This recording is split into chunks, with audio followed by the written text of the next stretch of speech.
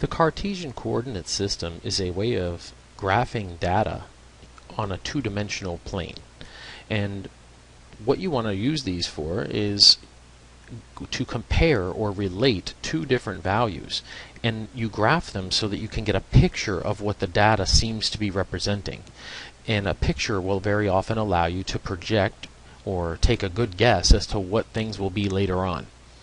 So we have to have a way to plot data onto a graph, and what you want to do is draw a grid where you have everything evenly spaced, and somewhere on the grid, it does not have to be centered like this, but somewhere on the grid you want to have a horizontal and a vertical line cross. Those lines are called axes.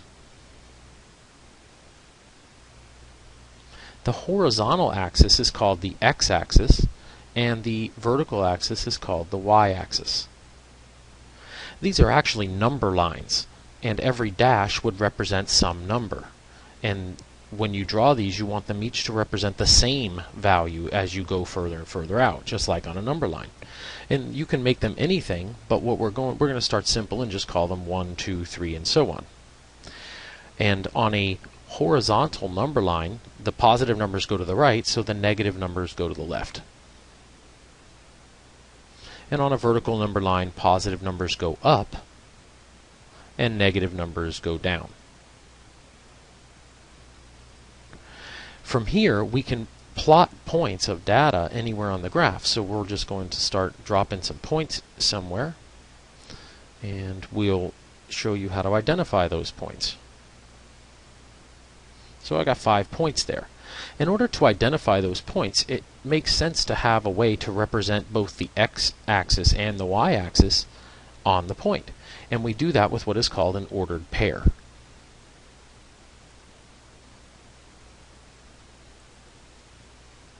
An ordered pair, just like it sounds, has an order to it, and that order is alphabetical.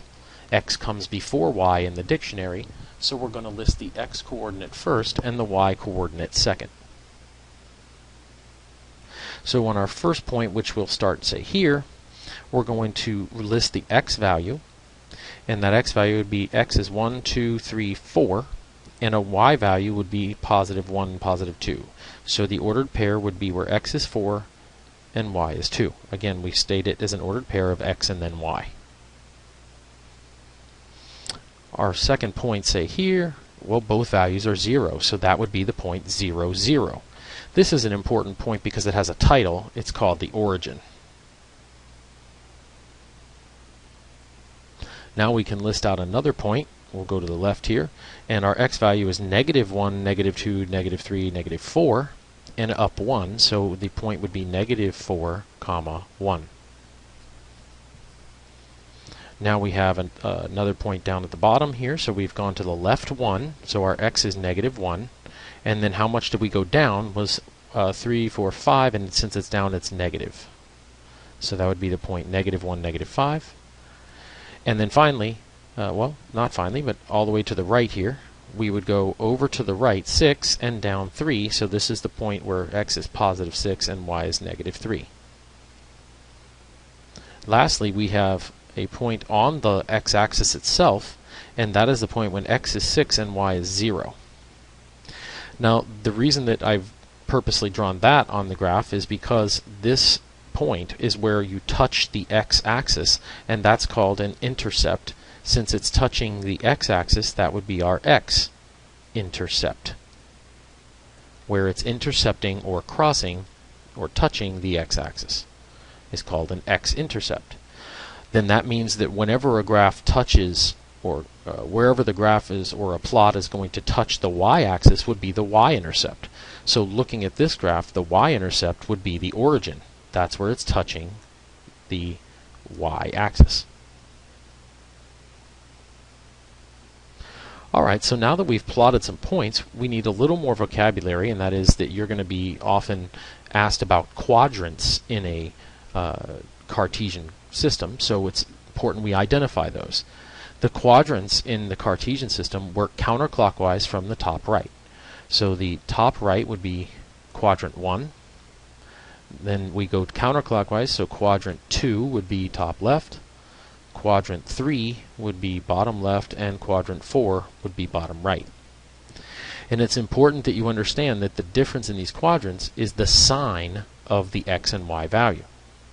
So for example, in quadrant 1 you notice that both of the numbers were positive.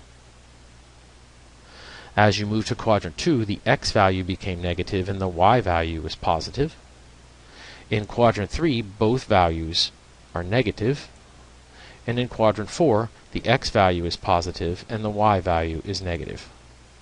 And that's what's important about understanding the value of x and y in different quadrants.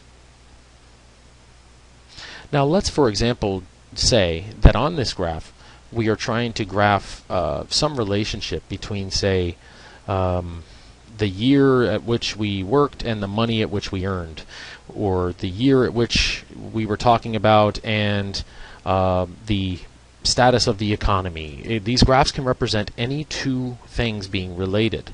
So if these were our points, we can kind of connect them, let's say, and you can see that there's some kind of really weird relationship going on here. And again, I'm just making this up, but a picture, when you connect the lines, tells you that obviously we must not have been doing too well in that year, and then we finally got back breaking even this year, and now we're really doing well this year, and then we took a nosedive at this year and went straight down from there.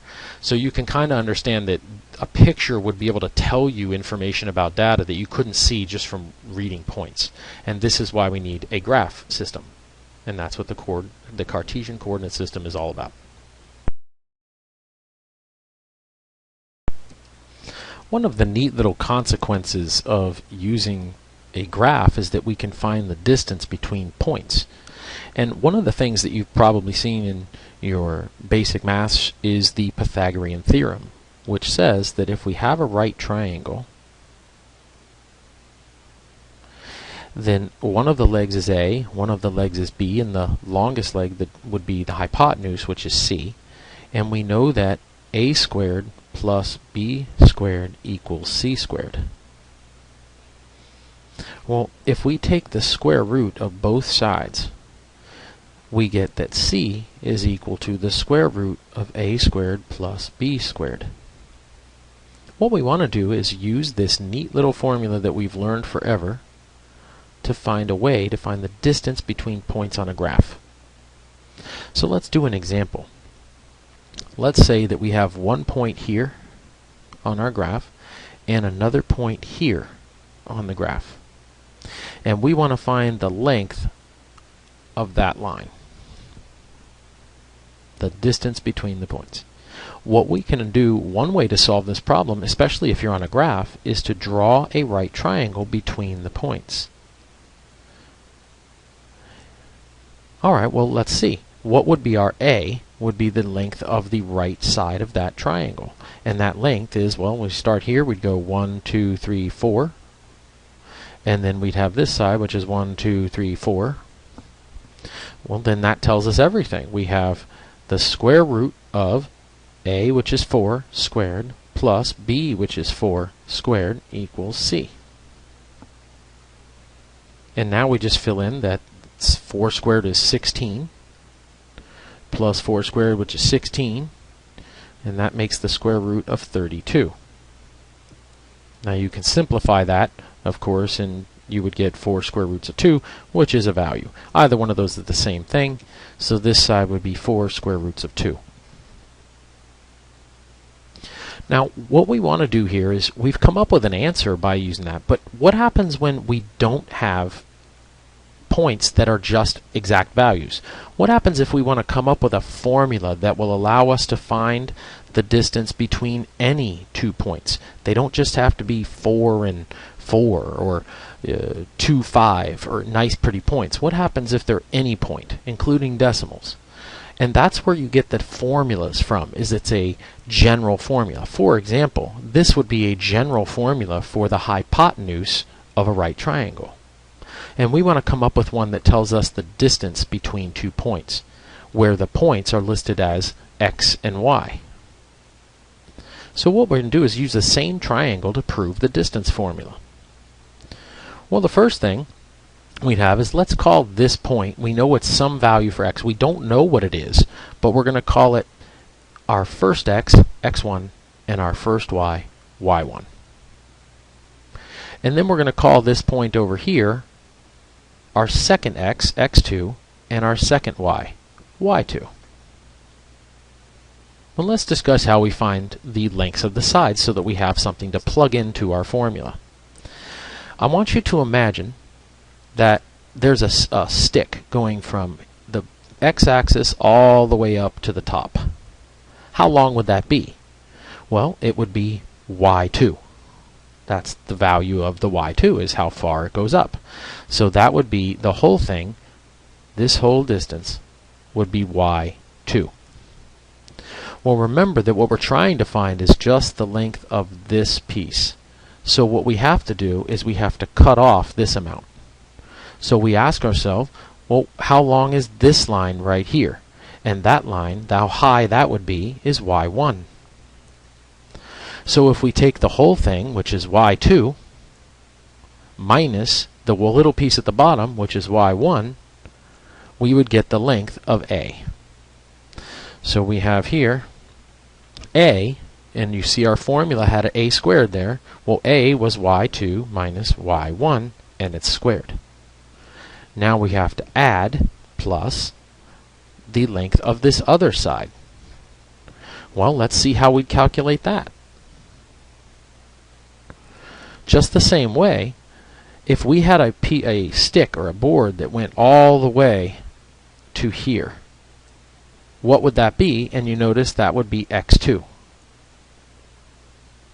And we say, well, we only want the length of this piece right there.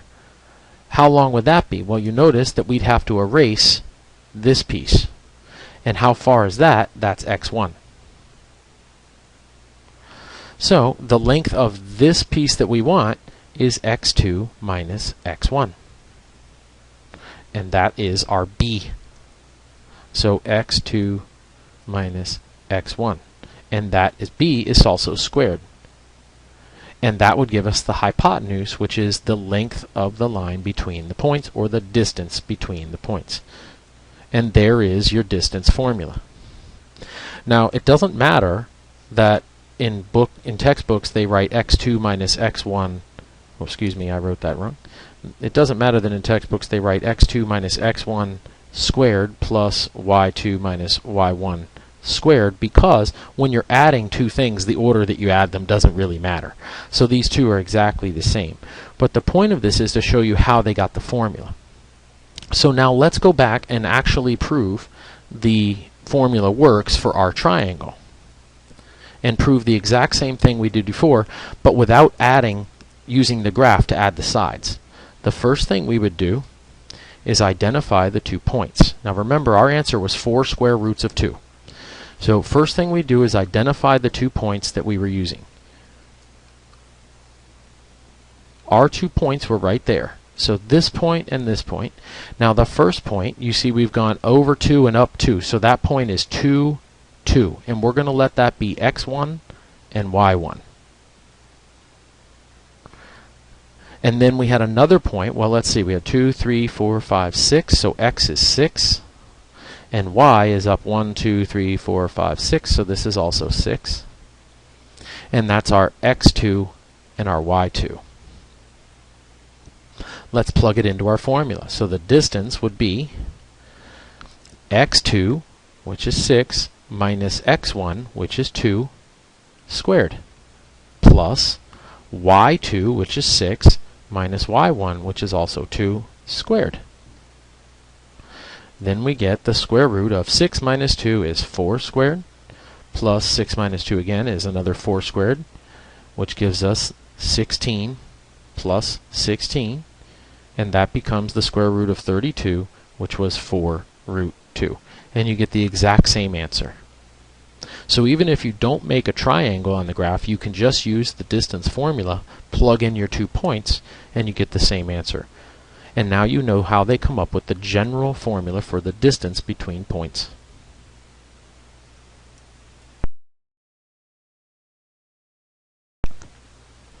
So now, using the fact that we know the distance formula, we can verify triangles as one application.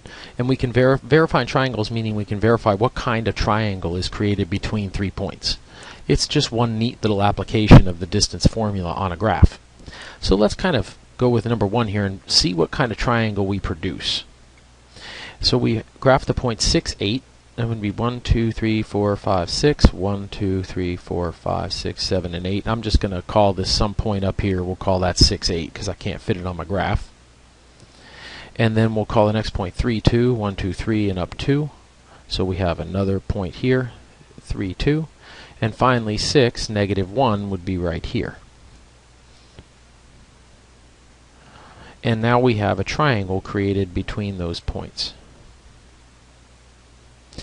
Now we say, okay, well, what kind of triangle is it? Let's verify what kind of triangle it is. So, if we look at the left side, we want the distance of each side. That will tell us about what kind of triangle it is. So we're going to first find the distance on this side. We'll call that little a. And we do that using our distance formula. That little a is equal to the square root of, and now we call one point x2, y2, and the other point x1, y1. So we have y2, which is 8, minus y1, which is 2, plus x2, which is 6, minus x1, which is 3. And both of those are squared. Then we get the square root of 8 minus 2 is 6. 6 squared is 36. 6 minus 3 is 3. 3 squared is 9, which gives us the square root of 45, or 3 root 5. So this side here is 3 root 5. Now we go to our next side, which will be here. We'll call that B. And we see that we would then change our values. We'll call this point our x2 and our y2 for this side. And then, of course, we'll use the same point over here. So we have B is equal to the square root of y2, which is negative 1, minus y1, which is 2, squared, plus x2, which is 6, minus x1, which is 3, squared. This gives us the square root. Negative 1 minus 2 is negative 3. Negative 3 squared is 9. Plus 6 minus 3 is 3. 3 squared is also 9. So we get the square root of 18, which is 3 root 2. 3 square roots of 2. And finally, we'll find the length of the third side. We'll call that C. And that's found by using the other 2 points. So for this one, we'll call this value down here x1 and y1, and we'll keep the x2, y2 from the top point. So we have y2, 8, minus y1, which is negative 1. And anytime you're adding or subtracting negatives, use parentheses. It keeps you from making silly algebra mistakes. And then you have plus x2 minus x1, so we have 6 minus 6. So you'd have 0. This produces 8 minus negative 1 would be 8 plus 1. And that would be 9. Squared is 81. And the square root of 81 is 9. So the length of the third side is 9. Notice that they're all different lengths. So this triangle created here is called scalene.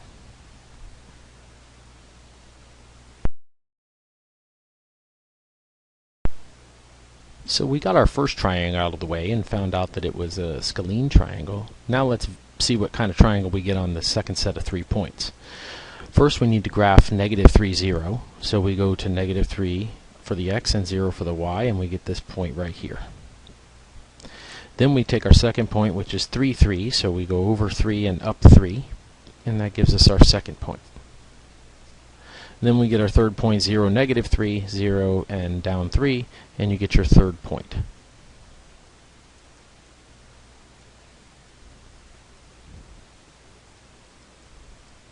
And this creates some kind of triangle between those 3 points.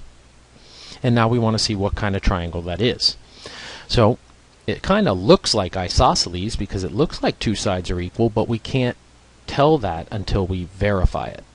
And that's the point of the exercise. So first we're going to find the length of this top side. We're going to call this point x2 and y2, and this point x1, and y1. Does it matter which one you call x2 and y2? The answer is no. As long as you're going in the correct order in your equation, you'll be fine. So now we have that the distance, and we're going to find a here, is the square root of y2, 3, minus y1, which is 0, squared, plus x2, which is 3, minus x1, which is negative 3. And again, use parentheses there to keep yourself from making silly mistakes.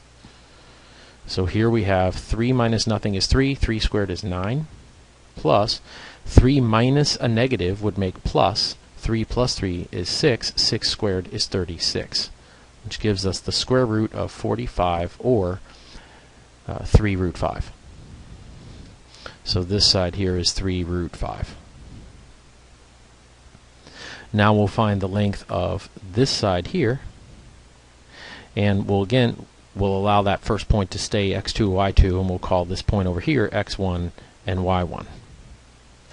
So then we'll say that side is, say, side B. So we'll call B, the distance would equal the square root of, and we'll say y2, which is 3, minus y1, which is negative 3, and we're using parentheses there, plus x2, which is 3, minus x1, which is 0, and that's squared. Here we get 3 minus a negative 3 is 3 plus 3, which is 6, and 6 squared is 36. Plus 3 minus nothing is 3, 3 squared is 9, which gives us the square root of 45, and again 3 root 5. Now, you don't want to jump the gun here and automatically claim one thing or the other, because we haven't found the third side yet. If two sides of a triangle are equal, it's isosceles. If all three sides of the triangle are equal, it's equilateral. So we still aren't done yet. So we're going to look for the third side, which we'll call C, and say that its distance is equal to, and in this case, since we had originally both called x1 and y1 on both, we'll just call one our x2 and our y2. It doesn't matter. So we're going to do our same thing, y2, which is 0, minus y1, which is negative 3, and I'm using parentheses. Then plus x2, which is negative 3, minus x1, which is 0 squared. This gives me 0 minus a negative would be plus, so 0 plus 3 is 3. 3 squared is 9. Plus negative 3 minus nothing is negative 3, squared is 9, which gives me the square root of 18, or 3 root 2. So this side is different. Well, now you see that if two sides of a triangle are equal, and the third side's different, it is isosceles. So this is an isosceles triangle.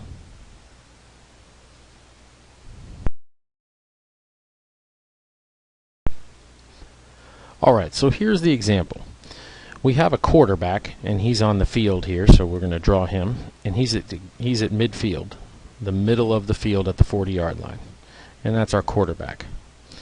And we have a wide receiver out here, and he's standing over here. He's our wide receiver, and he's going to run a 30-yard out pattern. So he's going to run up the field,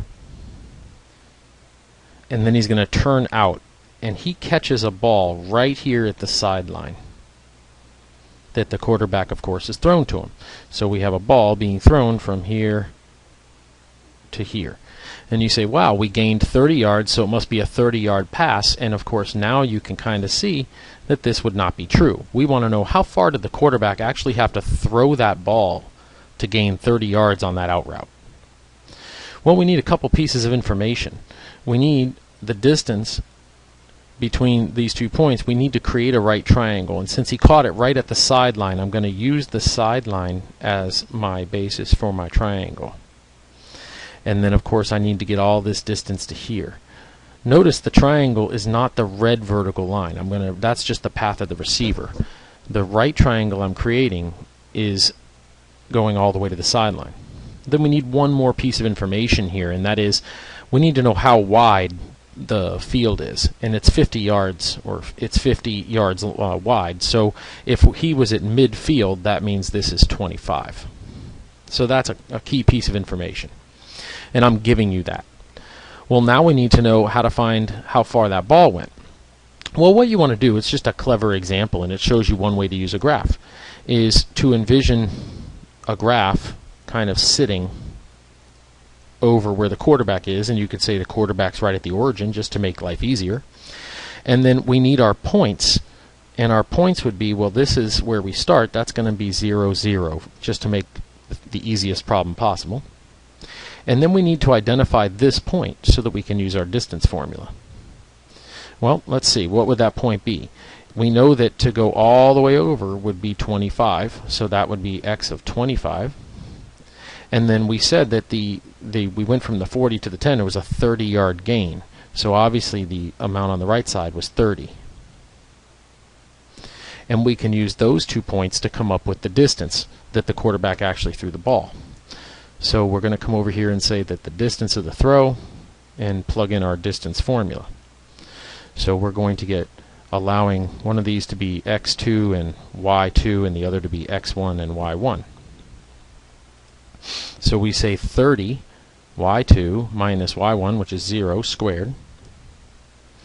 And then we say plus the x2, which is 25, minus x1, which again is 0 squared. And you can see why we use the origin as a preferential second point. It just makes the math easier.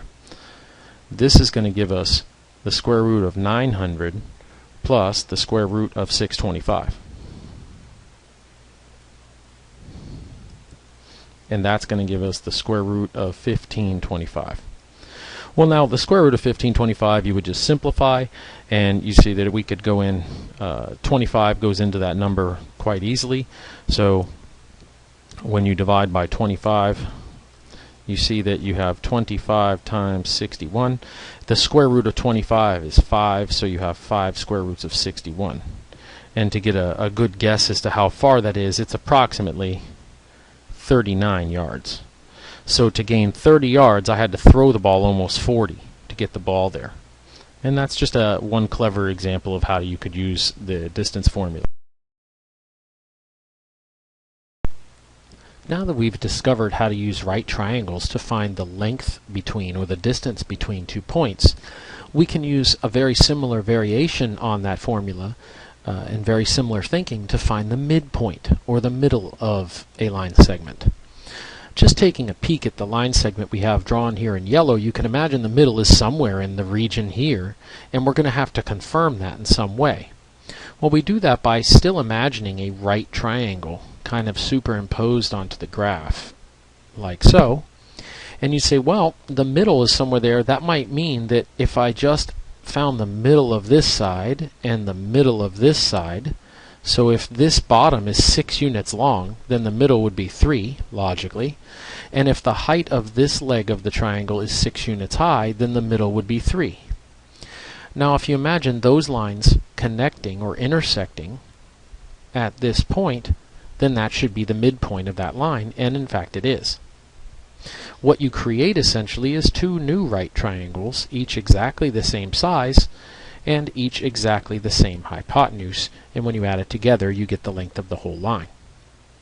So let's kind of see how we work that mathematically to come up with the formula for the midpoint. Remember that what we talked about before was that the entire length of the bottom leg of the right triangle was x2 minus x1. That was from our distance formula. And the entire height of our right triangle was y2 minus y1. Well, what we did in order to find the middle was to divide it by 2 to find half that length. So you would divide them both by 2. And that is exactly how you get the midpoint formula.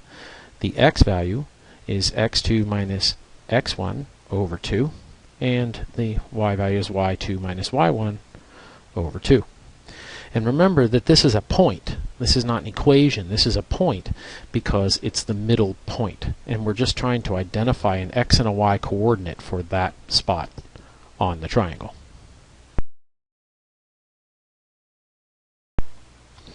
A very common question that comes about when you're learning math, especially when you're first learning math, is where are we going to use this stuff in the real world? So here's a cool example just to get an idea of one use for simply a line or points in graphing data on a graph like this on the Cartesian plane.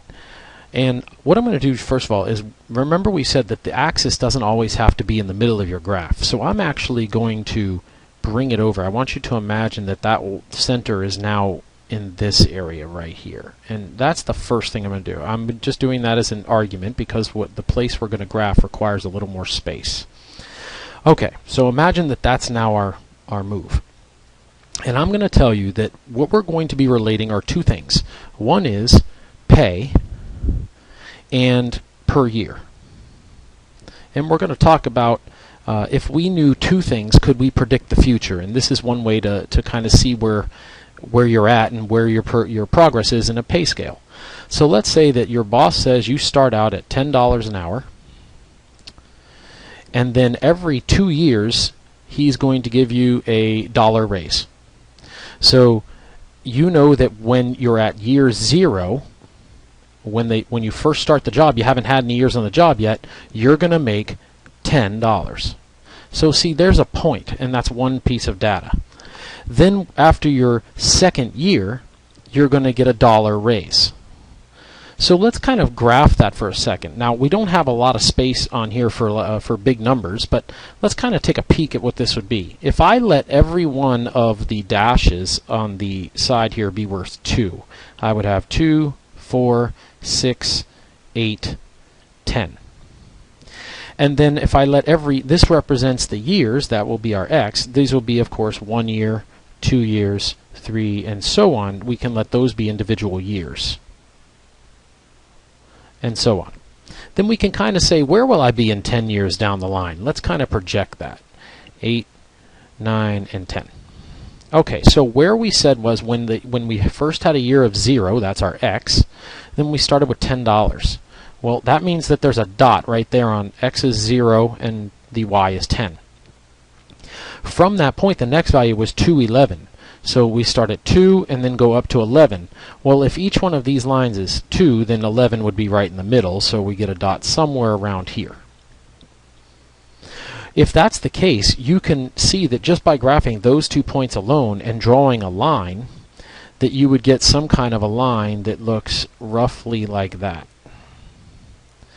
Well, just taking a guess at that, just looking at the picture, you are going to get more money supposedly each year, but we wanted to know where we were essentially in 10 years down the line, so to speak. And you can imagine that we're going to be somewhere in this neighborhood here. So let's see, that would be 12, 14, 16, and this would be 18. Well, then apparently if we're in the middle somewhere in between there, you're going to approximately be making around $17 an hour after 10 years. Now, it's just a concept of plotting 2 points and seeing that when you graph points of data, it gives you a representation that can tell you a lot more than just looking at two little points of information. Graphing it allows you to kind of get an estimate or a projection of what you can see in the future. And that's why graphing on a Cartesian plane is